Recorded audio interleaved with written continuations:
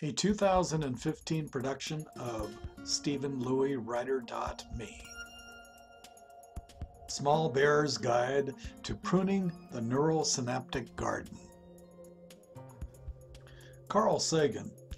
I believe that in every person is a kind of circuit which resonates to intellectual discovery, and the idea is to make that resonance work.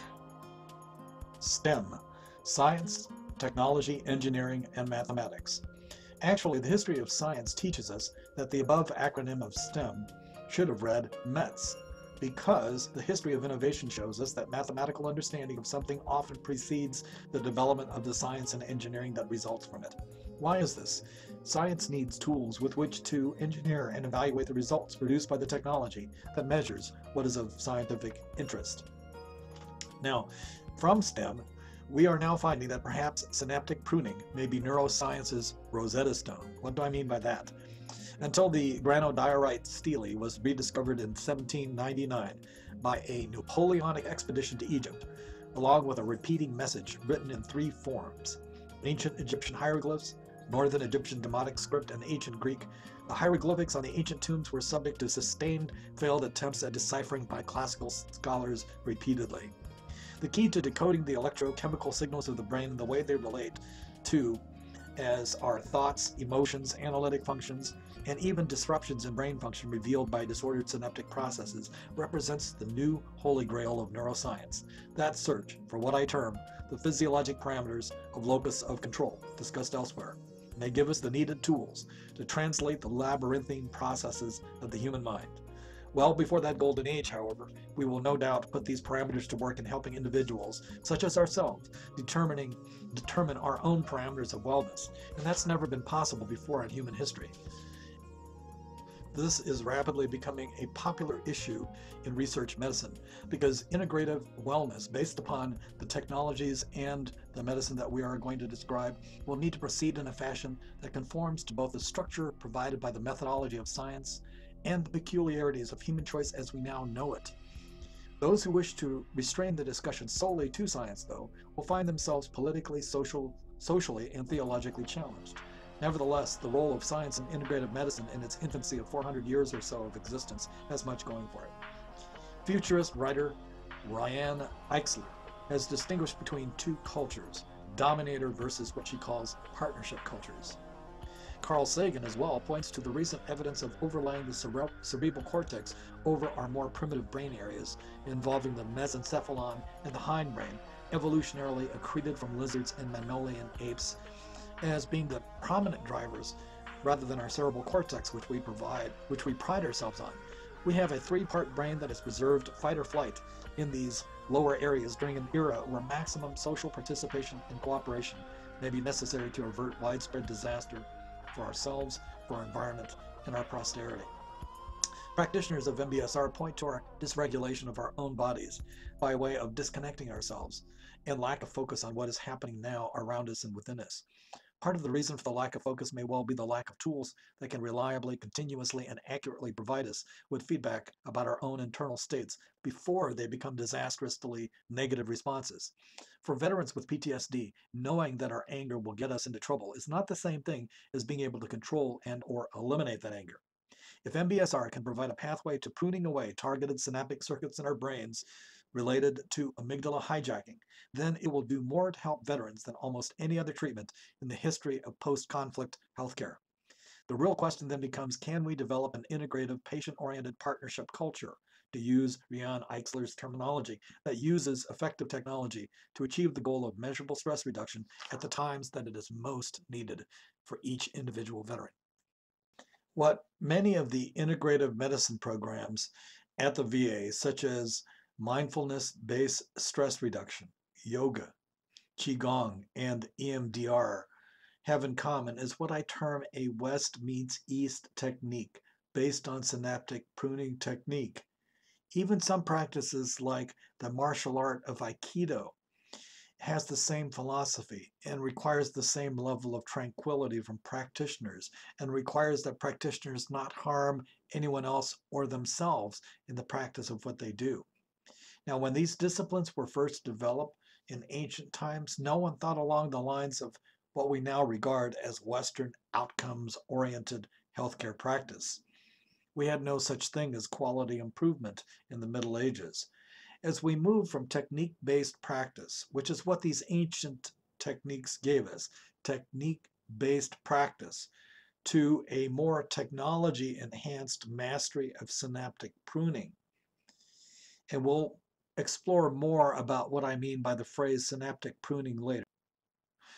I created this production, the music, and all of the things that you see in it because I think everyone should have peace of mind, and especially veterans.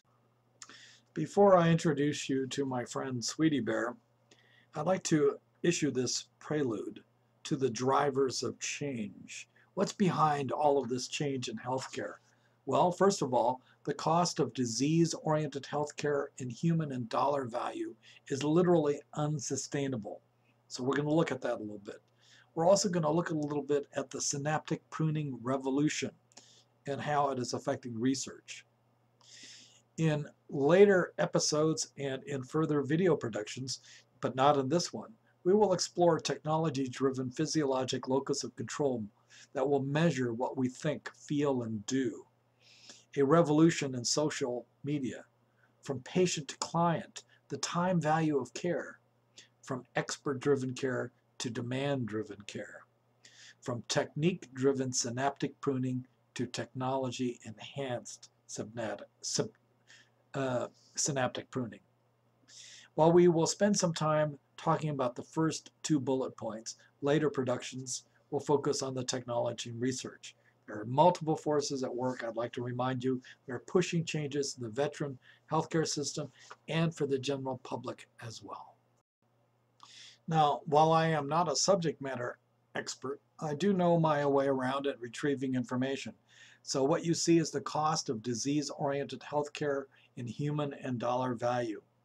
And so we have a chart on the right, which is figure 5, number of veterans by conflict in 2007, 11, and 2015 from the U.S. Department of Veterans Affairs, published in 2012.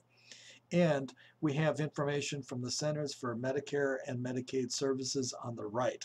Let's tackle the right-hand side of the screen first.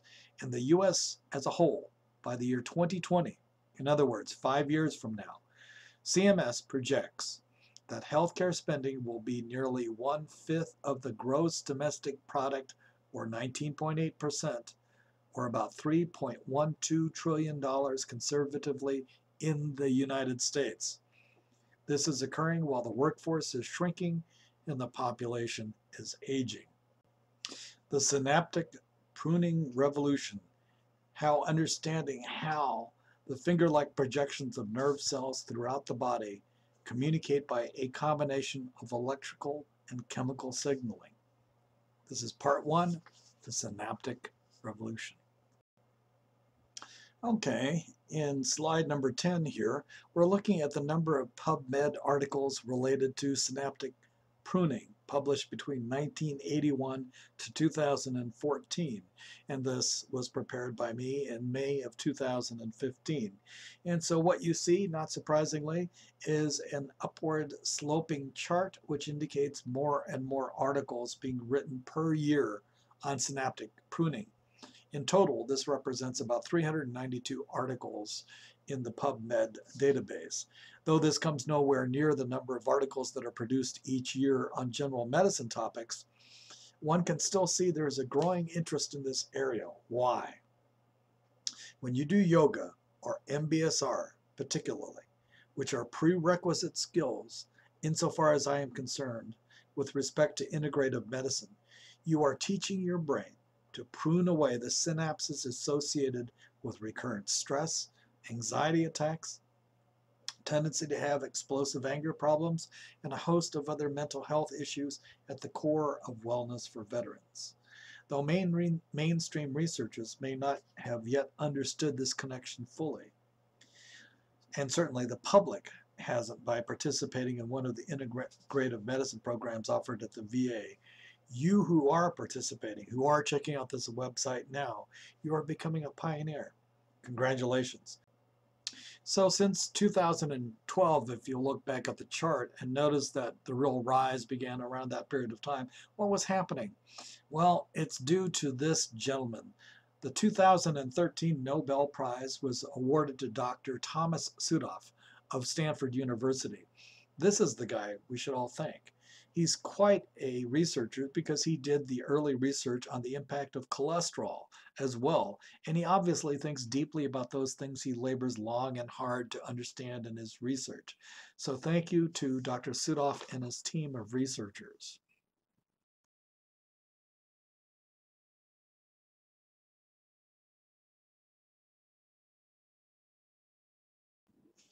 Okay, obviously in slide 12, we are looking at a top view of the brain.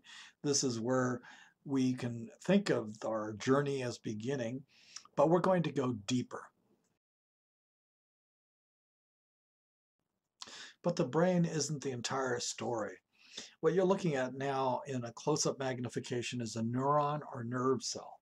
We have these in our brain, our sensory cells, and immunological system. This is the fanciest quantum computer known to date. It sits inside of us. We would not be human without it, or be able to throw a football, catch a baseball, sew, hold a baby, eat our food, breathe, think, feel, fall in love, or become addicted to a chemical, obsessed with music, or even to watch this video without these nerve cells.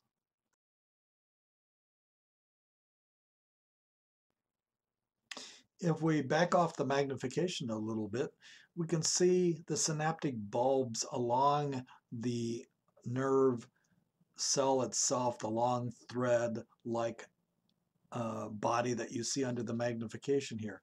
The points along the nerves where other nerves can connect these bulbs, forming complex neural circuits. Looking perhaps like tiny little holiday lights running up and down our spinal columns and in our brains and in our immunological system, our nerves resemble nothing more than densely packed forests of holiday lights, carrying both electrical and chemical signals up and down to and away from the brain. So that's what makes it different. Though the signal is electrical throughout most of the length of the distance that our nerve cells extend, where they do connect with one another, they form bulbs that turn the electrical signal into a variety of chemical messages that squirt across a tiny little gulf separating the signal. The chemical messengers are of many types. Furthermore, the more connections there are, the stronger the message that is converted into chemicals that squirt across the synapse, convincing the neuron at the other end to become an electrical signal. Weak chemical signals coming across the synaptic channel may not produce a strong enough response by the nerve cell to fire electrically. On the other hand, if you have fibromyalgia, you may have muscle nerves that are painfully firing all the time without doing any real work. In MBSR and yoga, when we do our even counted breaths, we're focusing our attention. We're increasing the rate at which inhibitory synapses are forming in our brain. So on the left, we have an inhibitory synapse. On the right, I have a set of Christmas tree lights that reminded me of the excitatory synapses. And so these are two very prominent types of synapses that are present in every system, the immunological, the neural, and the other parts, the motor parts of our body. There are two types of signals coming up and down the nerves in our bodies. Signals that excite and signals that inhibit. Stress excites nerves, the brain, and therefore our thoughts and emotions. The inhibitory signals created by meditation and yoga, however, cause the brain to give less emphasis to the excitatory parts of our brain responsible for anxiety, anger, depression, other thoughts and feelings that are stressful. Without yet going into the actual devices that exist on the market today at this point, I'm going to talk about some of the future that I see coming for technology-driven physiologic locus of control of synaptic pruning. Technique and technology-based mastery. So we want to talk a little bit about education here. If we want more holiday lights glowing in our mental gardens, and I mean the inhibitory positive ones, instead of flashing warning lights of impending doom constantly predicting failure, then we probably need help, and we need the kind of help that gives us a sense of mastery of learning something. And that's where technology may be helpful. But we are only at the beginning of that technology revolution. So here are some things to think about. We are in phase one. I call it West meets East. So we have the rationalization, we have the understanding of the Eastern practice of meditation, and we're trying to blend that into a Western concept of stress reduction, a technique-based versus mastery-based for an average practitioner. Now, we also have the identification and correlation of an initial set of parameters. For example, controlled breathing and vagal response. We know that by doing the 4-3-2-1 breathing of yoga and 1-2-3 exhalation, that what you're doing is you're stimulating synaptic pruning, and you're also stimulating the vagal nerve, which slows your heart rate. So we have the initial application of scientific method to the study of mindfulness and attention focusing, and that has occurred all around the world and in the United States at the University of Wisconsin with David Richardson and other people. So, but on the other hand, this is an unregulated area. So we have this unregulated enthusiasm and many examples of poor outcomes and bad research. So let's talk about scratching the surface of a technique such as MBSR versus mastery of that discipline. A veteran recently asked me if it was really important on breathing. The answer is yes. There are probably many of us who took a class in school, and I'm going to use this as a way of illustrating my point. Let's say you took algebra in high school. You might have even passed it. Problem was that you were absent, sick, or daydreamed your way through linear inequalities and never knew the rule about inverting values that were negative values. Nevertheless, you could have passed. Maybe despite your daydreaming and absences in algebra, you still got 80% at the end of the semester. You breathed a huge sigh of relief and swore off taking any more math classes thereafter. Problem is, you now have a hole in your knowledge of how to apply algebra. In fact, it might have created such an insecurity in your confidence about doing algebra that despite the fact that you passed, despite the fact that we have a system of education in the United States that does not value mastery, that you never proceeded to take trigonometry or calculus or any further math beyond Algebra 1, because there goes the dream of becoming an engineer because we weren't just confident enough in our own abilities. Holes in knowledge are deadly. Holes in knowledge related to MBSR and yoga are no different. What a new generation of technology already in their infancy in products such as Fitbit and Spire provide you is a sense of being able to control your own response when you need to. And so this is a beginning step, but now by no means the end. And we are as yet not fully convinced by research that there is the effect that we're looking for that indicates mastery. Now, if MBSR were a drug in medicine and a doctor or nurse were to give a patient a drug without knowing what kind of dose they were giving to the patient, this would be quite threatening in many situations. However, MBSR, yoga, Aikido, etc., are ancient practices that clearly have not done harm to people. So we're confident that the practice alone, even if you don't understand what you're trying to accomplish in the brain, still works. So we're not as concerned, but we still need proof, and we need proof of how much practice, at what level of brain function and synapse pruning do we need to get to before we have actually achieved what we're claiming to achieve. And that is stress reduction and an ability to use that stress reduction technique when the time comes, for example, during an angry outburst and amygdala hijacking. In this next SciTech model of the future of mindfulness 2, in phase 2, we're going to talk and we're going to see, after much research, where we have uncovered so much information about the mechanics of synaptic control that we now have a very different view of it. So we're talking about some point in the future. What we're going to see is paired technological aids with targeted synaptic responses. We're going to see social media being used to such an extent in the current practices of psychomedical care that what's going to happen is tremendous amounts of information are going to be exchanged because it is helpful.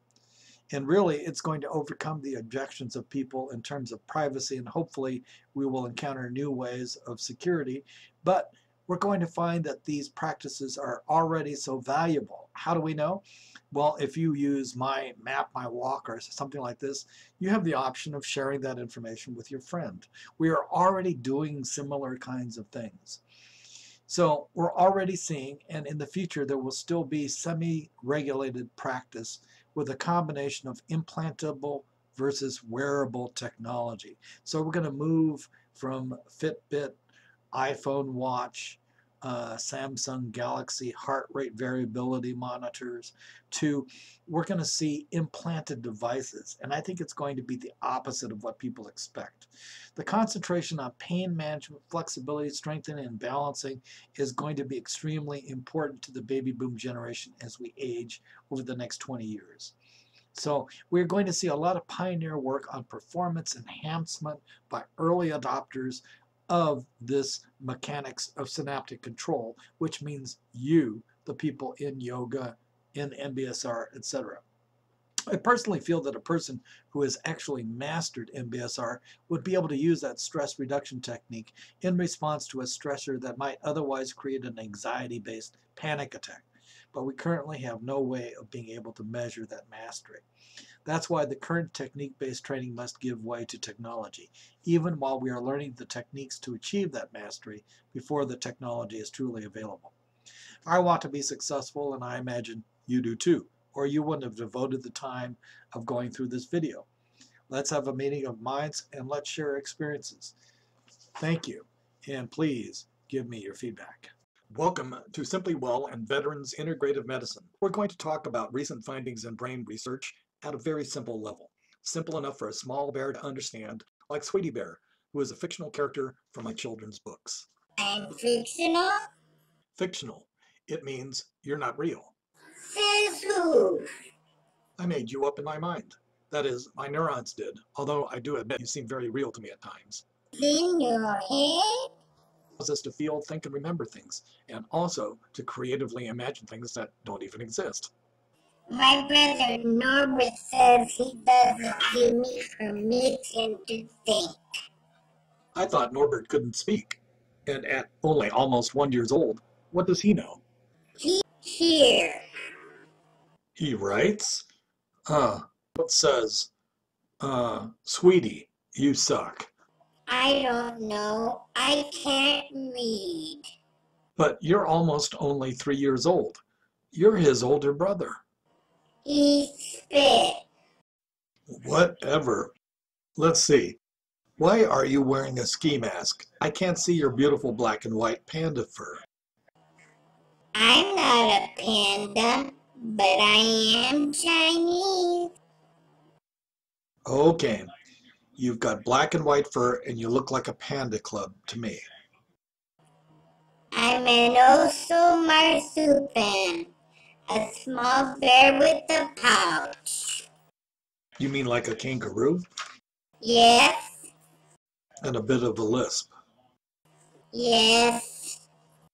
Still doesn't explain why you've got a ski mask on. It's an anti-spitting Norbert protection device. I'll take it off if you promise not to spit on me. I see. I promise. I won't spit on you now or ever. Why are you wearing that t-shirt with words on the back?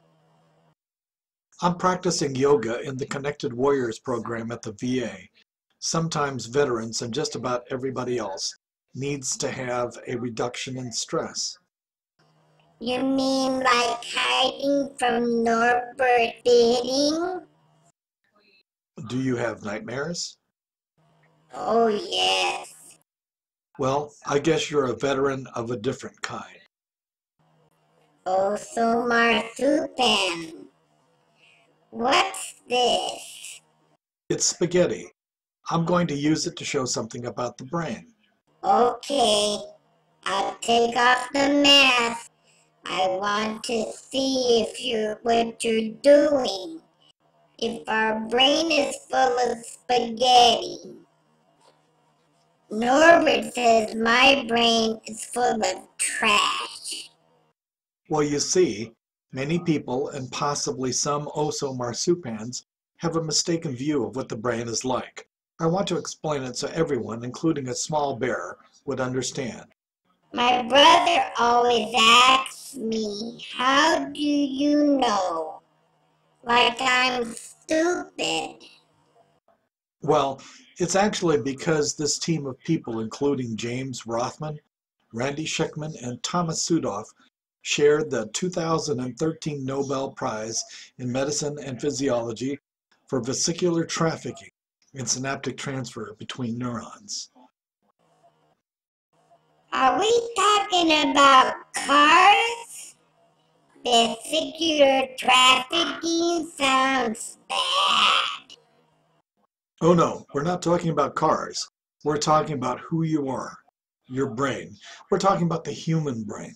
It weighs about 3 pounds between our ears, and it's safely tucked away inside our skulls. Vesicular trafficking is the scientific way of saying that chemicals squirt across this tiny little gap between the neurons that really represents how thinking and thought works in the human brain. Norbert says I don't have anything between my ears. I guess that's quite a gap. Wait, I thought you said he doesn't talk. He uses something called narrator on his computer, and he writes notes Norbert types? and reads. What's this long stick thing? Dried spaghetti. Looks yuck. Especially if it is dried and stiff like it is now, but boil it in some water and voila! Voila! Brains? Cooked spaghetti. But the point I'm trying to make is that all these nicely cooked curly noodles lay nice and close together. It appears that neurons under the influence of gravity form a dense mixture like spaghetti noodles. Each noodle is separate but still a part of a pile of noodles. I'm getting hungry. Do you have any marshmallows? If you wait until I'm done explaining, I'll give you many marshmallows, or you can have one right now. I'll wait. My mommy uses that same trick. She says it's helping me to develop an internal locus of control. Wow. Well, did you know that there are as many neurons in the human brain as stars in the Milky Way? Those billions of neurons, as Sudoff and his team discovered, have approximately 1 quadrillion synapses in the human brain. That is 1 to 15 zeros after it. Are synapses like ginger snap? They look like bumpy threads. Right you are. Some of the bumps are the neuronal cell bodies. The other little bumps are where the edge of one axon touches the dendrite of another neighboring neuron.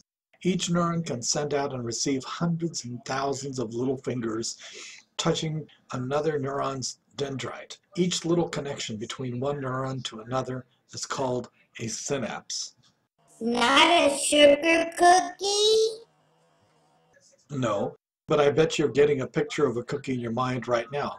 Maybe even its taste and smell. Maybe how it feels in your hand. Paw. Don't forget the marshmallow.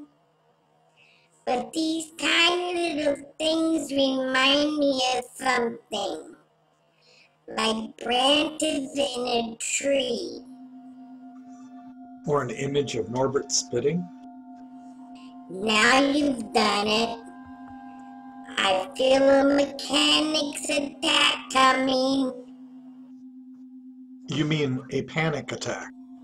No, he uses a wrench to throw old chewing tobacco cans at me. An almost 1-year-old cub chews tobacco? Yes, he likes Red Man. Well, when we think of something at the synapse, our thought is an electrical signal that becomes a chemical that squirts across the synapse, picked up on the other side and turned into an electrical signal again through a process called a biochemical action potential that has been studied for a long, long time. My action potential is to run away when Norbert spits. PTSD. Yes, post-traumatic spitting disorder. You know, you're right. I've never been right, according to Norbert. Well, when you said that the neurons and synapses are like something we see every day, look at this. A tree branch and flowers. Here's something. What do you see? A parking lot with straight white stripes. Look at this close-up photo of the parking lot. Doesn't look so straight. That's why we've got to be very careful. Are you ready for a puzzle? What? Natural selection and adaptation tend to provide us with traits that help us to survive. By dodging Norbert's spit. Well, not quite, but maybe. My question is, why would human beings have a built-in ability to detect straight lines, which are not present in nature before humanity ever learned how to make straight lines? It happens to be a universal trait in our brains. I try not to sit straight across from Norbert.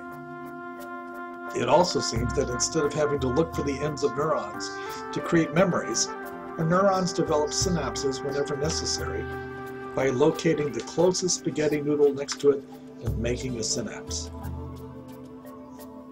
Kinda lazy. Yeah, it's not only lazy, but we now know that the brain reinvents our memories all the time. It's not for that.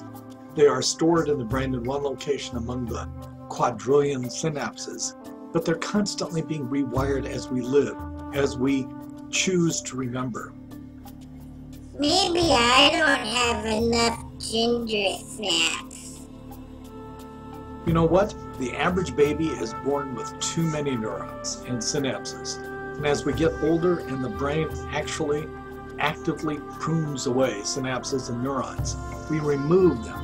In fact, one of the things that we've discovered lately is that autistic children have too many neurons and synapses. They actually get too much information from seeing, hearing, and thinking, and this overcrowding means that something has to be left out. Often, it's what many people regard as normal emotional relationships. I think Norbert is abnormal. Well, before you get rid of your brother, do you want to try something from mindfulness-based stress reduction, or MBSR as John Kabat-Zinn calls it? Do I get a t-shirt for being an anti-being spit on warrior? I'll do my best. Please close your eyes. Okay. Focus on your breathing. Focus my eating, Breathing. sitting, Breathing. whining. No talking.